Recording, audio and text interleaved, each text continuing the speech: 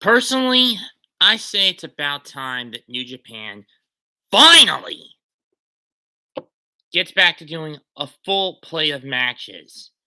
After a year and a half plus of 5, 6 match card limits, which severely hampered creativity, imagination, and match quality, New Japan is starting slowly but surely to get back to where it needs to be. All that's needed now is to get the masks off the fans, the the commentators, and the refs, and to bring the crowd back to full capacity and allow them to speak again. That being said, Osaka, November the 6th, Power Struggle 2021. Let's run down this card, which on paper looks pretty good. But it's decent, especially if you look at the meat and potato matches of the card. Let's just run it down. First is a tag match that pits Young Lions Kosei Fujita and Ryohei against Suzuki-gun's DOUKI and Yoshinobu Kanemaru. Let's be blunt, Suzuki-gun Ichiban in this matchup. It's not going to take that long. Trust me. The Young Lions are only in this match to be damaged sponges and take the L. No more and no less. Next up, a 6-man tag match.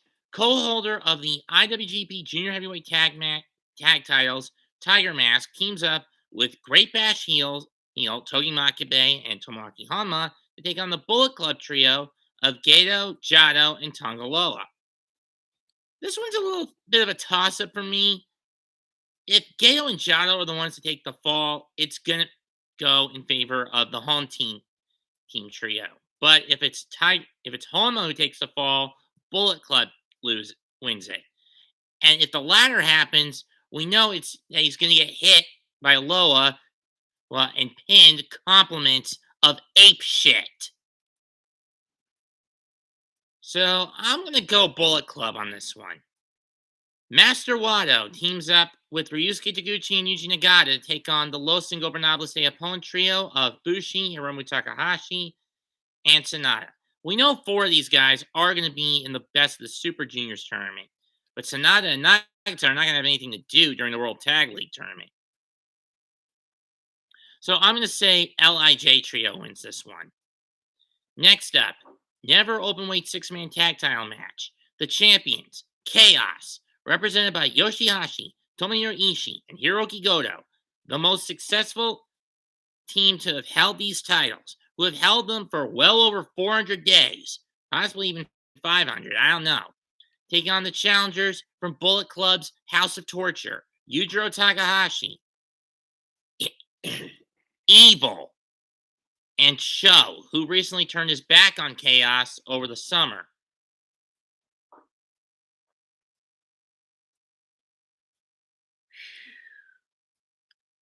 If they're going to swap the titles, get the titles off Goto, Ishii, and YOSHI-HASHI so they can shift their focus to the heavyweight tag title runs. This is going to be the moment where they do it. As much as it pains me to do it, I'm going to say it, but I'm going to take the fucking House of Torture. No V10 for Chaos with those belts.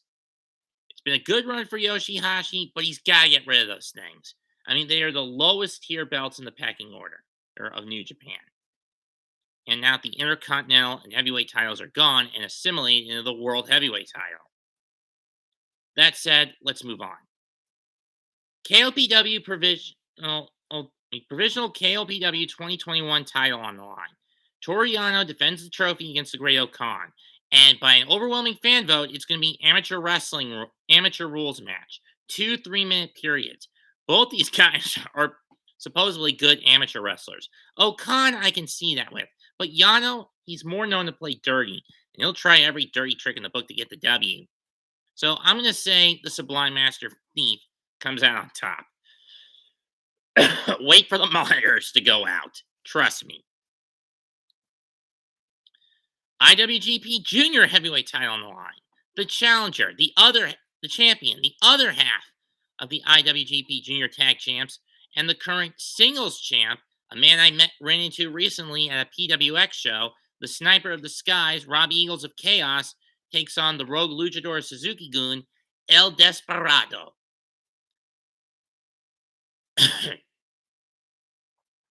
Personally, I would have been more comfortable in Robbie retaining if he and Tiger Mask did not win the IWGP Junior Heavyweight Tag Titles the other day.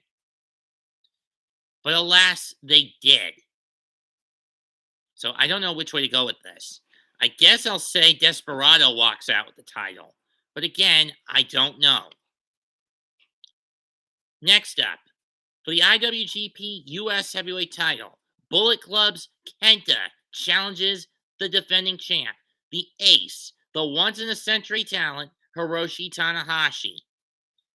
Now, there's been a pattern that has developed with Tanahashi over the past couple of years.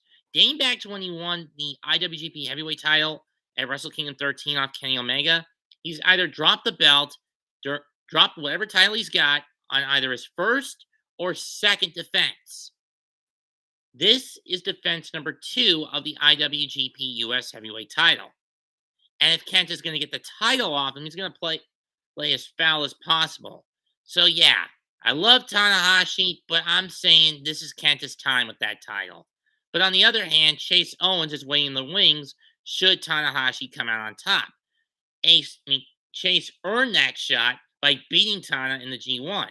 And basically the fact that Kenta leapfrogged over him kind of is putting a bit of a chip on Chase's shoulder. So I think somewhere in the back of Chase's mind, he's wanting Tana to win so he can get that crack at Wrestle Kingdom. But I don't know. Next up, for the right to challenge for the IWGP Heavyweight title in the Tokyo Dome, essentially the contract match. G1 31 winner Rainmaker Kazuchika Okada against Tama Tonga, the only man who beat him during the G1 31 this year. How's this going to pan out? No question, give me Okada, because the way I see the story panning out is this. January 4th, he faces Shingo for the title and beats him. Around that time, Kota Ibushi comes back. January 5th in the Tokyo Dome. They'll beat each other up and the title may or may not swap hands. And at that point, Will Ospreay comes back and demands a match on January 8th to deter with whoever wins the January 5th match. And whoever wins that match will be the undisputed IWGP World Heavyweight Champion Yokohama. Ragweed allergies are kicking up down here, so sorry for the resounding amount of coughs.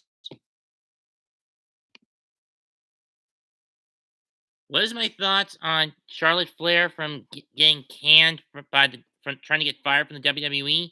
Hunter Iggy. Honestly, they should have fired that bitch years ago. In my opinion, sure, Charlotte's got a lot of talent, but she was riding her father's coattails way too often, in my eyes.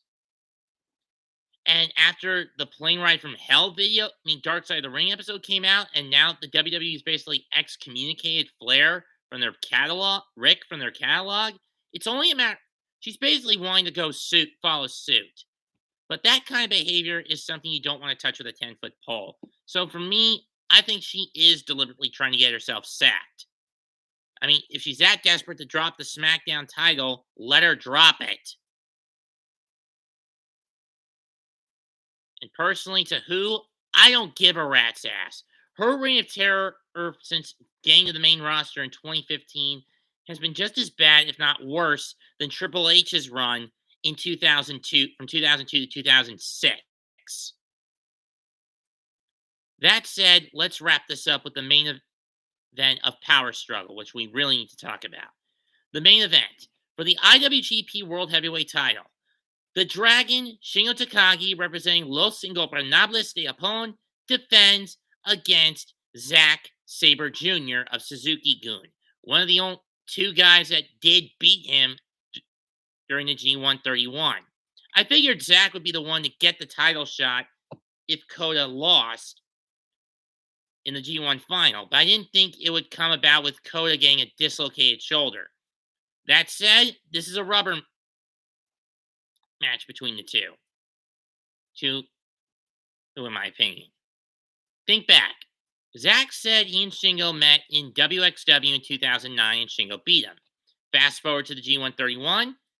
Zack gets a little revenge and a title shot in his back pocket. He doesn't come out on top in the tournament, despite leading it from running away with being the head of the table for most of the A block. But that said, it ends with Shingo getting a draw and Zack losing to Yujiro and Loa respectively. Kenta couldn't finish his end of the deal. Who wins this one? Well, if what I said during my rant for the contract match is to hold up, I'm taking the Dragon, Shingo Takagi, to walk in and out of the Edion gym in Osaka, still the IWGP World Heavyweight Champion. That's all I've got for this. Leave a comment, smash the like button, sub to the channel.